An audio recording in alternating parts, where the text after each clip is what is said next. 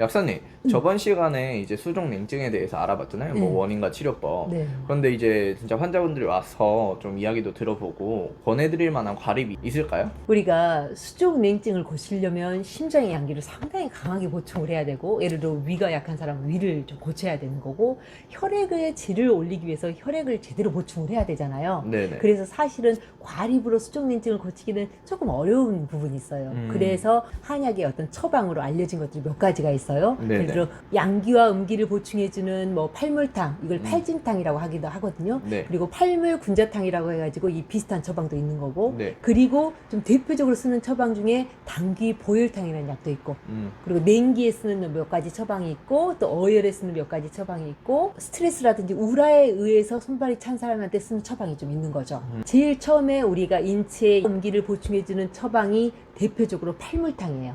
이 팔물탕에는 제가 사군자탕하고 사물탕이 들어있어서 인체의 양기와 음기를 보충합니다 라고 말씀드렸었죠. 맞아요. 그리고 그런 경우에 특별하게 위장에 문제가 없고 특별하게 몸에 열 증상이 없는 경우라면 이렇게 팔물탕을 쓸 수도 있습니다. 하지만 몸에 열이 많은 사람은 인삼을 좀 주의해야 하고, 소화가 안 되거나 설사를 하는 사람은 작약이라든지 숙지향은 좀 조심해야 됩니다. 그런데 팔물군자탕이라는 게 있는데, 이 팔물군자탕은 이 팔물탕보다는 환기가 좀 더 들어있어요. 그리고 숙지향은 좀 빠져있어. 네. 그 말은 무슨 말이냐면, 내가 인체에 양기를 조금 더 주겠어, 그런데 소화에 부담되는 숙지향은 조금 빼겠어, 이렇게 생각하면 돼. 그러면은 팔물탕하고 팔물군자탕 중에서는 어떤 사람이 좀 양기가 부족한 사람한테는 더 적합하다? 팔물군자탕이죠. 그렇지. 그런데 당귀보혈탕에는 사군자탕이 양기를 보충하는 게 있고, 혈액을 보충하는 사물탕 개념의 약도 있는데, 여기에 심장의 열기를 약간 식혀주는 생지환과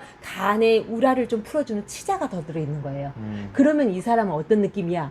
인체의 양기와 음기를 보충해 주겠어요. 그런데 이 사람은 심장에 약간 열이 올라와서 두근거리거나 아니면 간에 우라가 있어서 신경질 짜증이 조금 잘 올라온다. 이렇다면 이 사람한테는 방금 말했던 팔물탕이라든지 팔물군자탕이 아닌 손발을 따뜻하게 하는 보약이 당귀 보혈탕이 되는 거고, 그 다음에 동양의학적으로는 약간 스트레스 우라를 가지고 있으면 그때 간의 기가 울체되면서 혈액이 제대로 돌지를 못하고 나중에 골수에 혈액도 부족해질 수 있다고 했잖아요. 그러면 이게 초기에 이 간의 우라를 풀어주면 간의 혈액이 이게 활동되기 시작하면서 손발이 좀 따뜻해질 수 있잖아요. 이제 이런 경우에는 향부자가 주 치료제로 들어가 있는 향부자 팔물탕이라든지 군기향소산이라는 처방을 쓰기도 하는 거고, 두 처방을 간단하게 이해해 보면은 향부자가 주로 들어있고, 혈액을 보충해주는 당귀, 청궁, 작약 같은 것도 들어가 있고, 뭐 양기를 약간 보충해주는 배출, 복룡, 진피 같은 게 들어있거든요. 스트레스가 꽉 차 있기 때문에 인삼은 쓰지 않는 것이고, 그 다음에 아주 가끔이긴 하지만 하초의 어혈에 의해서, 하초의 어혈이 있는 사람은 스트레스를 참고 억제하는데 계속 참아.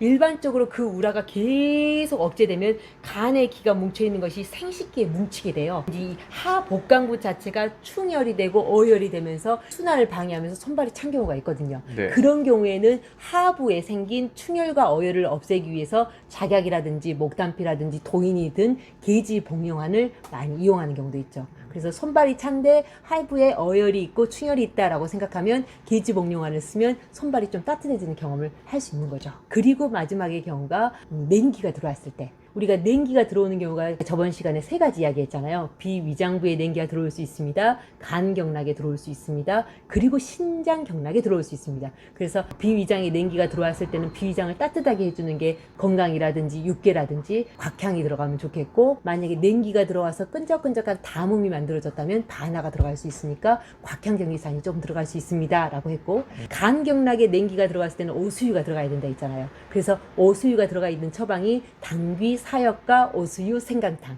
이 처방은 간 경락의 냉기를 풀어주는 오수유가 들어있기 때문에 냉기가 잘 풀어지지 않을 때 오수유까지 써가지고 이 냉기를 좀 풀어보는 거죠. 네. 그리고 신장경맥에 들어가 있는 것은 산후풍이라고 해서 뼛속까지 냉기가 들어가는 거라고 했잖아요. 그래서 제가 부자까지 써야지 될 수 있습니다 라고 했던 것이고, 그래서 우리가 냉기가 들어갔을 때는 어느 장부에 어떤 경맥에 냉기가 들어가 있는지를 판단해서 어떨 때는 비위장의 냉기를 없애주고, 어떨 때는 간경락, 어떨 때는 신장경락의 냉기를 없애주고 풀어줌으로써 손발이 따뜻하게 해줄 수 있는 것이고, 그럼 이제 오늘 말하지 않는 것 중에 동맥경화에 대한 이야기는 없잖아요. 네네. 그 동맥경화에 관련된 처방은 특별하게 지금 나와 있지 않아요.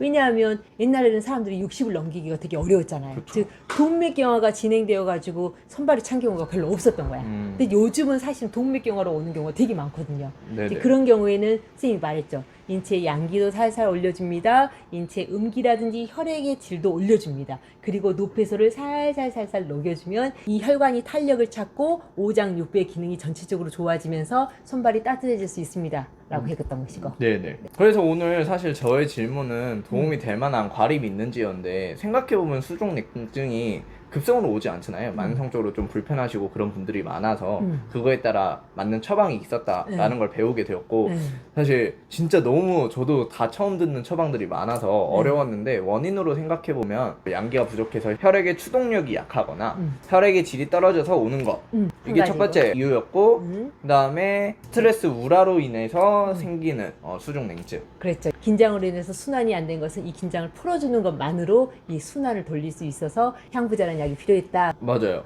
그 다음 세 번째는 냉기에 대해서 말씀해 주시면서 상황에 따라서 어느 경락으로 들어갔는지에 따라 쓰는 약제가 다르다. 위장, 간장, 신장으로 들어온 냉기에 따라서 약제가 조금씩은 다르다. 근데 그 네 번째 이야기였는데. 아 그래요?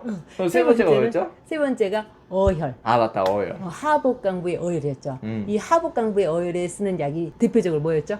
계지복력? 계지복용환. 우리가 목단피 작약 토인이 들어간 계지복용환이 하복부에 생긴 충혈과 어혈을 풀어줌으로써 이것이 원인이 되어서 손발이 찬 사람한테는 아주 효과가 좋을 수도 있겠다. 때로는 그 원인에 맞춰서 좀 영양제를 철분제를 쓸 때도 있고 어떨 때는 혈액을 좀 맑게 해줄 수 있는 어떤 영양제를 쓸 수도 있겠고 또 어떨 때는 인삼이라든지 홍삼 영양제를 조금 추천해 줄 수도 있을 것 같고. 네.